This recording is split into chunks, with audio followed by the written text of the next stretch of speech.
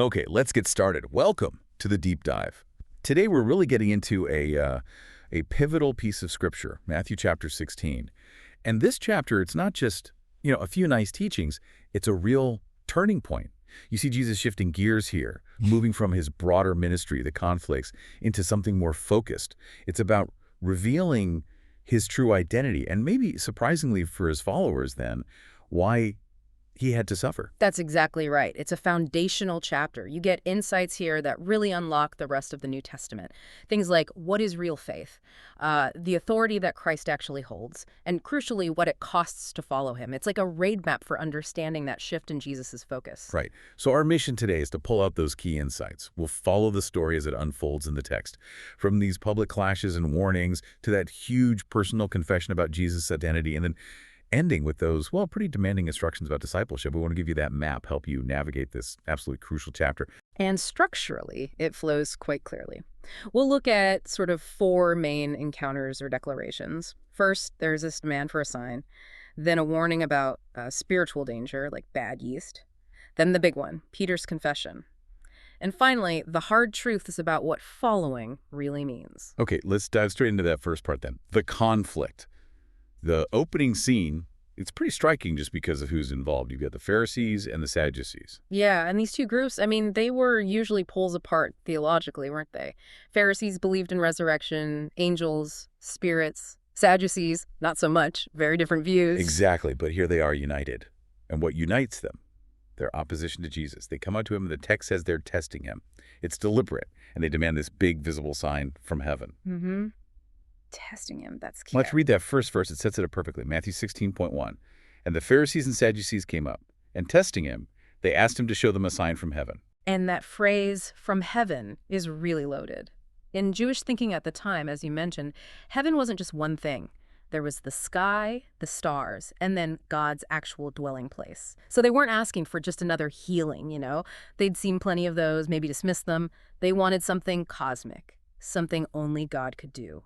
A sign from God's realm. Like, prove you're the Messiah with something undeniable, something beyond earthly power. Precisely. A divine spectacle. Even though, as we know from earlier chapters like 8 and 9, they'd already seen incredible miracles, healings, power over nature. Yeah, countless signs already given. But they wanted their kind of sign, on their terms. It shows this deep-seated spiritual blindness, doesn't it? It really does. And Jesus calls them out on it using this fantastic analogy.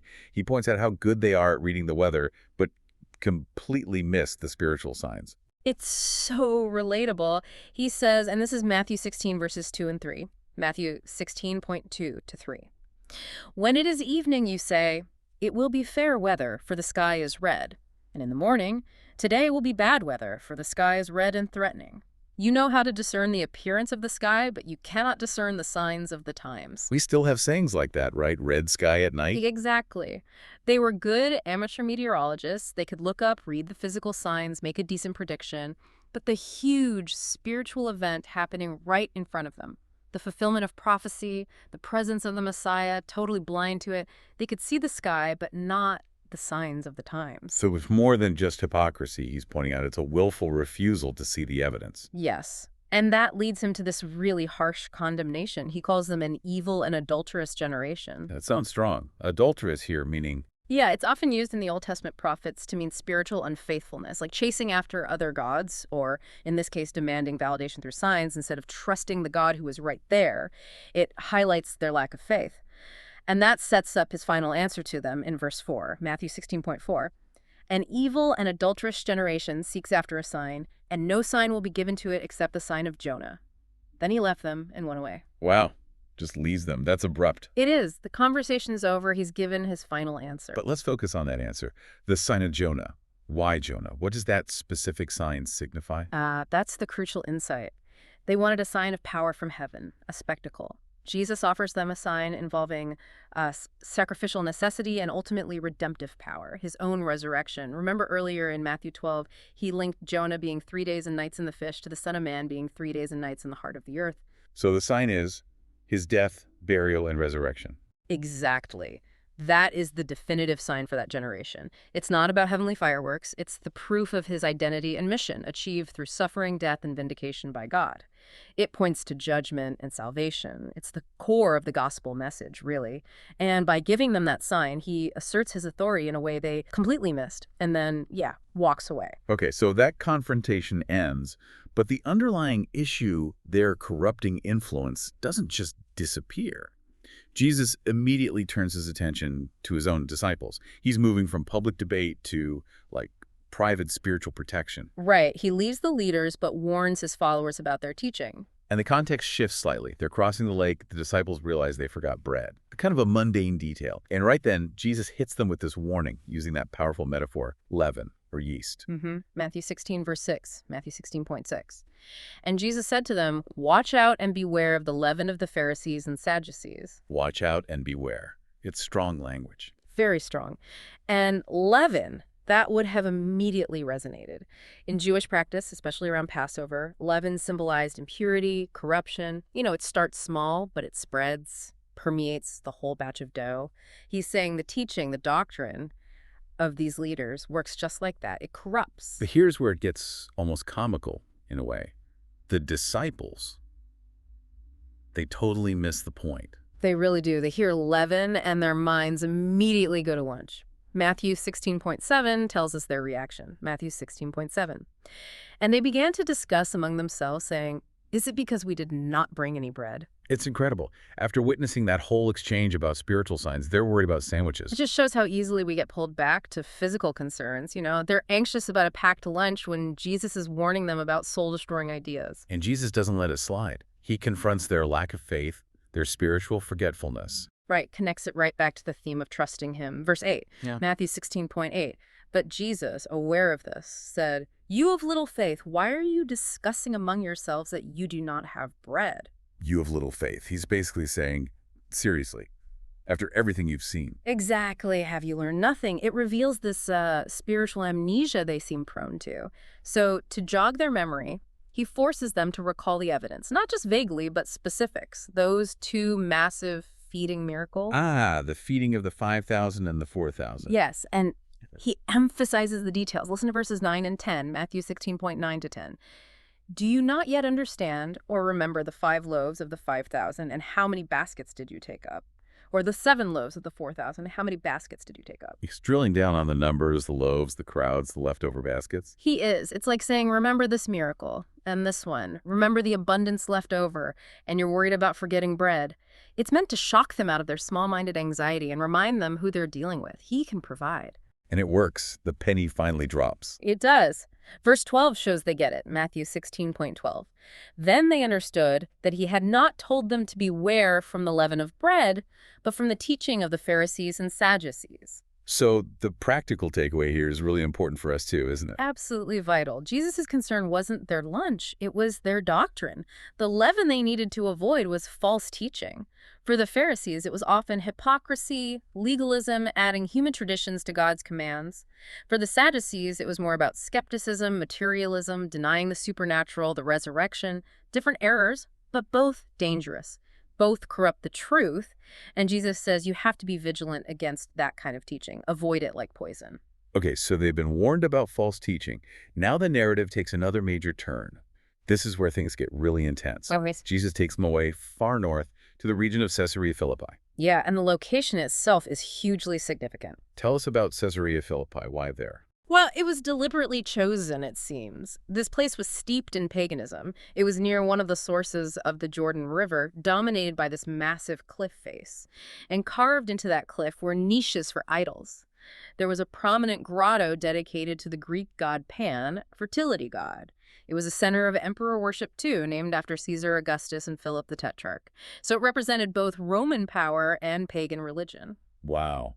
So against that backdrop of idols and earthly power. Exactly. Jesus brings them there to this place of competing loyalties and false gods to ask the most important question. It's a deliberate contrast. He starts by sort of taking the temperature, gauging public opinion. Right. Verse 13, Matthew 16.13.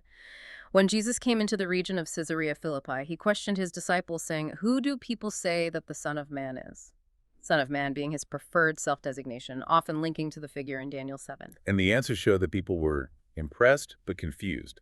They recognized something special but didn't grasp his true identity. That's clear from verse 14, Matthew 16.14. And they said, some John the Baptist and others Elijah, but still others Jeremiah or one of the prophets. So maybe John the Baptist come back to life. Or Elijah, the great prophet expected to return before the Messiah. Or Jeremiah, powerful figures, major prophets, yes, but still just human prophets in their eyes. They saw him as great, but not divine. Precisely. And that sets up the crucial pivot. Jesus moves from what's the word on the street to what do you believe?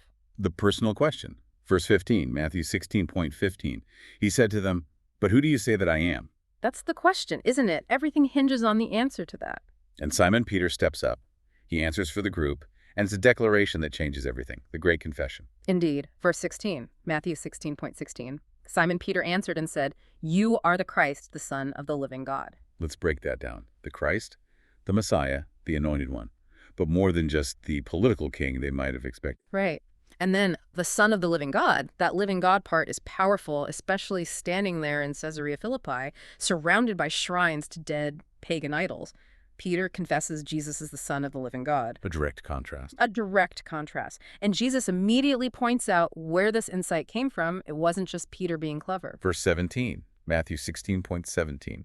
And Jesus answered and said to him, blessed are you, Simon Bar-Jonah, for flesh and blood has not revealed this to you, but my Father who is in heaven. Flesh and blood. Human reasoning, observation didn't get him there. This was divine revelation, a gift from the Father. And this revelation, this divinely given confession, leads right into one of the most debated, most foundational verses in the New Testament. Absolutely. Matthew 16.18. Matthew 16.18. And I also say to you that you are Peter, and upon this rock I will build my church, and the gates of Hades will not prevail against it. Okay.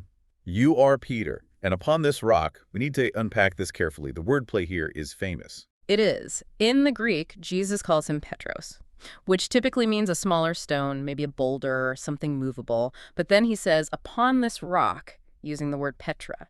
And Petra usually means a massive cliff face, a bedrock foundation, like the one they might have been looking at in Caesarea Philippi. So Peter, Petros, makes the confession, and Jesus says, on this bedrock, Petra, he'll build his church.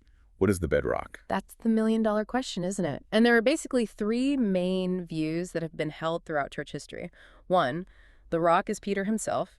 Petra, he's the foundation stone, the first leader. Okay, the Petrine view. What's the second? Second, the rock is Peter's confession. The Petra, the bedrock foundation, is the truth he just spoke. You are the Christ, the Son of the living God. The church is built on that revealed truth. The confessional view.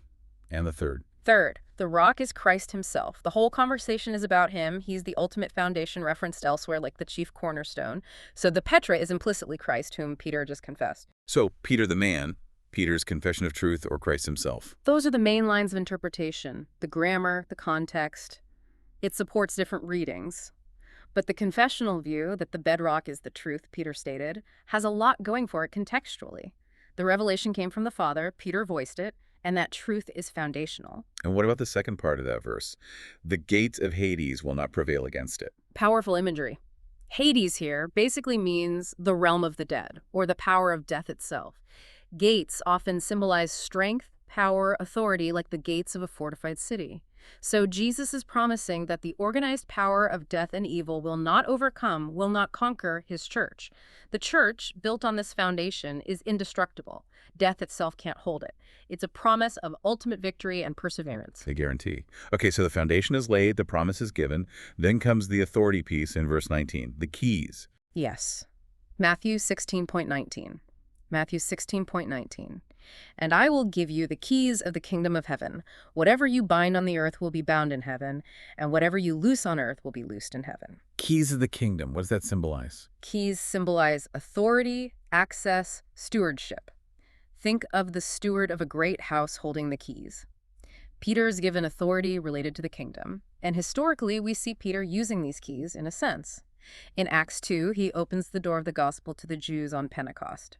In Acts 10, he opens the door to the Gentiles in Cornelius' household. Okay, so opening access. Yeah. And the binding and loosing. That sounds very specific. It was. It was common rabbinic language. It wasn't primarily about forgiving sins personally, but about making authoritative declarations regarding God's law and will. To bind meant to declare something forbidden or required. To loose meant to declare something permitted or not required. It's about teaching authority, defining the conduct and beliefs of the kingdom community. But there's a nuance in the Greek, isn't there, about what's already decided in heaven?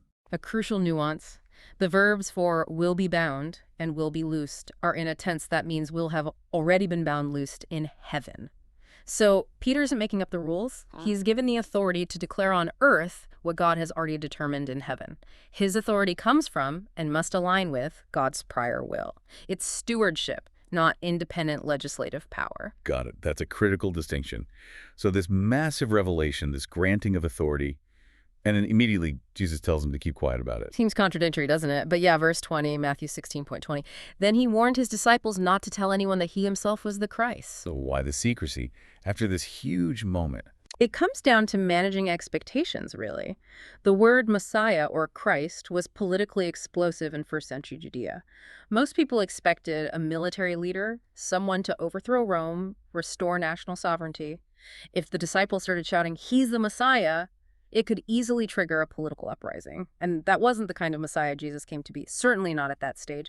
He had to control the narrative, prevent that premature nationalistic fervor, because his path was different. A path they weren't expecting at all. Not at all. And that leads directly into the next major section, the second big turning point in the chapter. Right. The confession of who he is must be immediately followed by the revelation of what he must do. Precisely. This is the first time he explicitly tells them about his coming suffering, death, and resurrection. Verse 21, Matthew 16:21. From that time, Jesus began to show his disciples that he must go to Jerusalem and suffer many things from the elders, the chief priests and scribes, and be killed and be raised up on the third day. Notice that word must. It wasn't optional. It was a divine necessity. Absolutely. Essential to God's plan. But imagine hearing that if you're Peter. You've just declared him the Messiah, the Son of the living God. You've been given the keys. And now he's talking about being rejected, suffering, being killed. It just didn't compute with their understanding of messiahship. Kings conquer. They don't suffer and die at the hands of the religious leaders. So Peter, fresh off that divine revelation, reacts purely out of human feeling. Completely. And it's quite shocking. Verse 22, Matthew 16:22. And Peter took him alongside and began to rebuke him, saying, "May it never be to you, Lord. This thing will not happen to you." Peter rebukes Jesus. The man who just got the keys tries to correct the plan. It's astonishing, isn't it? It shows how quickly he snaps back from divine insight to purely human, earthly thinking. He's trying to protect Jesus, yes, but he's protecting his idea of the Messiah, one that doesn't involve a cross. He's setting his mind on the things of men. And Jesus' response is immediate and incredibly sharp. Maybe the strongest rebuke he gives anyone. It really is. Verse 23, Matthew 16:23. But he turned and said to Peter, "Go behind me, Satan. You are a stumbling block to me, for you are not setting your mind on the things of God, but the things of men." Wow. From "Blessed are you, Simon, and you are Peter," to "Get behind me, Satan," in just a few verses. That whiplash is intentional. It shows the critical danger of opposing God's plan, even with good intentions. Peter, moments before the mouthpiece of God, is now voicing the temptation of Satan, the temptation to avoid the cross, to take the easy path. What does stumbling block mean there? The Greek word is scandalon, right? Yeah, scandalon. It means a trap, a snare, the trigger of a trap that causes someone to fall. Peter, in his very human love and concern, was unintentionally becoming an obstacle, a temptation for Jesus to deviate from the necessary path of suffering required by God's plan.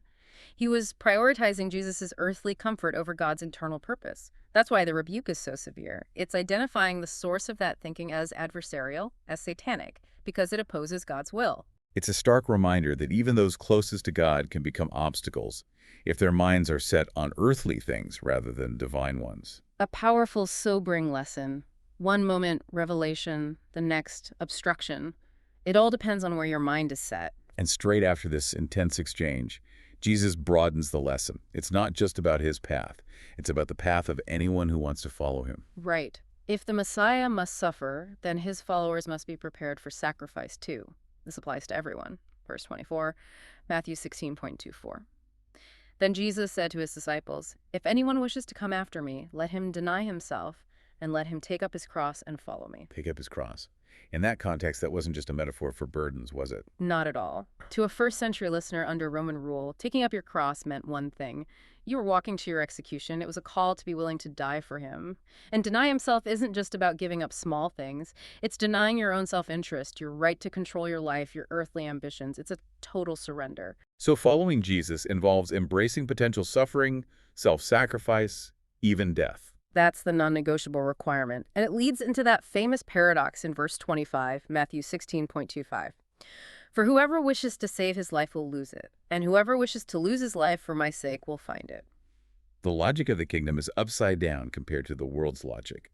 Trying to save your earthly life, clinging to comfort and security above all else, means losing your true eternal life. But being willing to lose your earthly life, to sacrifice it for Christ's sake, is the only way to find genuine, lasting life. It's a fundamental spiritual principle. And he drives this home with maybe the most profound question about value ever asked. Verse 26. It really stops you in your tracks, Matthew 16.26. For what benefit will it be for a man if he gains the entire world but forfeits his soul? Or what can a man give in exchange for his soul? The answer is just obvious, isn't it? Well, there is no benefit. None whatsoever. Gaining everything the world offers, all the power, wealth, pleasure, is worth absolutely nothing if it costs you your soul, your eternal self. There's nothing you could possibly offer to buy it back. This verse forces you to evaluate your priorities. What are you really living for? Temporal gain or eternal reality? That sets the ultimate value system. Yeah. And then he provides the framework for living this out. Future accountability. Exactly. The reason self-denial makes sense is because of what's coming. Verse 27, Matthew 16.27. For the Son of Man is going to come in his Father's glory with his angels, and then he will repay to each person according to his work. So the suffering isn't the end of the story. He's coming back. Yes, not in humiliation like his first coming, but in the full glory of the Father, with angels as the judge. And there will be a reckoning, a reward based on faithfulness. This future certainty provides the motivation for present sacrifice. It reframes everything. Okay, and the chapter wraps up with this slightly enigmatic statement in verse 28. Yeah, this one has generated some discussion. Matthew 16.28. For truly I say to you that there are some standing here who will not taste death before they see the Son of Man coming in his kingdom. What does that refer to? Some people there wouldn't die before seeing What? the second coming. That's one interpretation, but it's tricky since everyone from that generation has obviously passed away. The key is often seen in the original text having no chapter breaks. What happens immediately after this verse in Matthew 17? The Transfiguration. Peter, James, and John, who were standing there, were taken up the mountain and saw Jesus transfigured, revealed in his dazzling, kingly glory. Ah, so they did get a preview, a glimpse of the Son of Man coming in his kingdom, in his glory. That's probably the most natural reading given the immediate context. They saw a temporary manifestation of his future glorious kingdom reign. Other views suggest maybe the resurrection or Pentecost's fulfillments, but the transfiguration fits perfectly right after this statement. Okay, that makes sense contextually. We've covered a huge amount of ground here. Conflict, false teaching, the core identity of Christ, the cost of following. Let's try to synthesize this. What are the main practical things you should take away from Matthew 16? Yeah, let's boil it down. 4 key takeaways seem clear. First, beware the leaven. You have to be incredibly discerning about the teachings you accept. Does it promote hypocrisy, legalism, skepticism? Does it add to or subtract from God's word? Treat bad doctrine like corrosive yeast. Be vigilant. Good one. Second, affirm true identity, 15 to 16. Your faith can't just be based on what others say or popular opinion. It has to be personal. You have to answer that question for yourself. Who do you say that I am? And that answer ideally comes from God's revelation, not just human deduction. Right. Personal conviction is key. Third point. Third, choose God's mind, verse 23. This is the Peter lesson. Constantly check your mindset. Are you focused on earthly concerns, comfort, safety, human logic, or on God's eternal plan, even when it involves sacrifice and the cross? Don't let your good intentions become a scandal on an obstacle to God's will. A constant battle, that one. And the fourth. Fourth, prioritize the soul, verse 26. Remember the ultimate value equation. No amount of worldly success, possessions, or experiences can compensate for losing your soul. Let the infinite value of your eternal self dictate your priorities and choices every single day. Excellent summaries.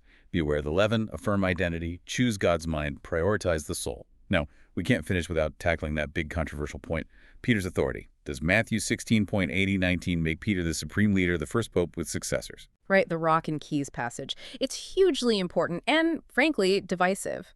While Peter undeniably receives a unique role here, he's the spokesman. He gets this foundational declaration, and the keys we have to look at the whole New Testament picture to see if it supports the idea of a singular, supreme, ongoing office established here.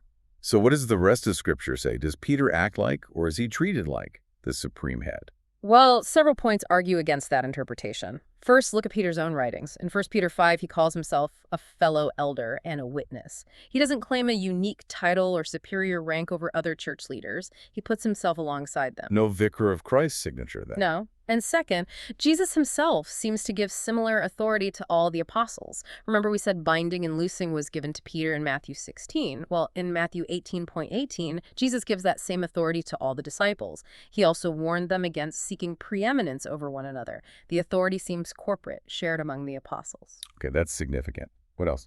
Consider Paul. If Peter was the undisputed, infallible head, Paul's actions in Galatians 2 are really hard to explain.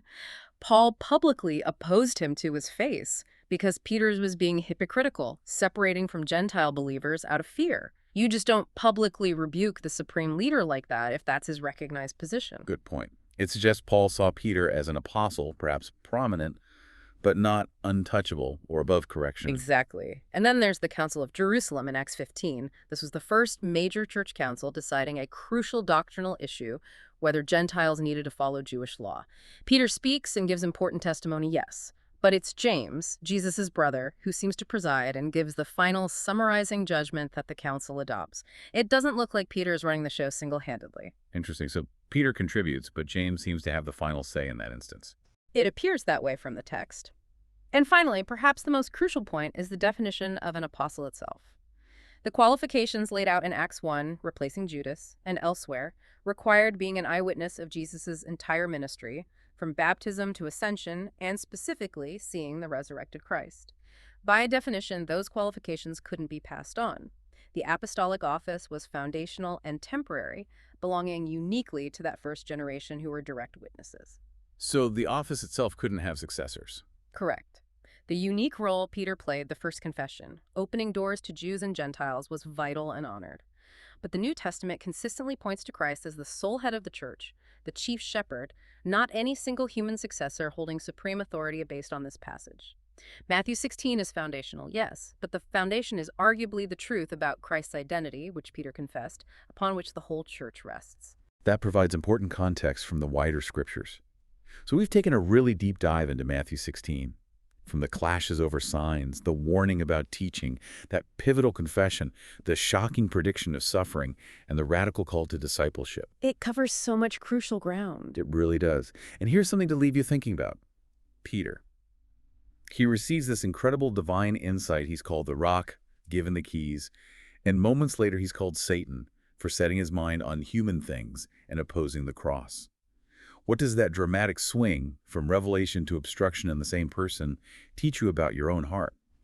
How easily can our own well-intentioned human desires become stumbling blocks to what God actually requires, even if it involves difficulty or sacrifice? That contrast in Peter is the heart of the challenge in Matthew 16, isn't it? It forces us to examine our own motives, ensuring our minds are truly set on the things of God, not the things of men. A constant check needed. Well, thank you for joining us for this deep dive into Matthew chapter 16. We hope it spurred your own curiosity to keep exploring these foundational texts. We'll see you next time.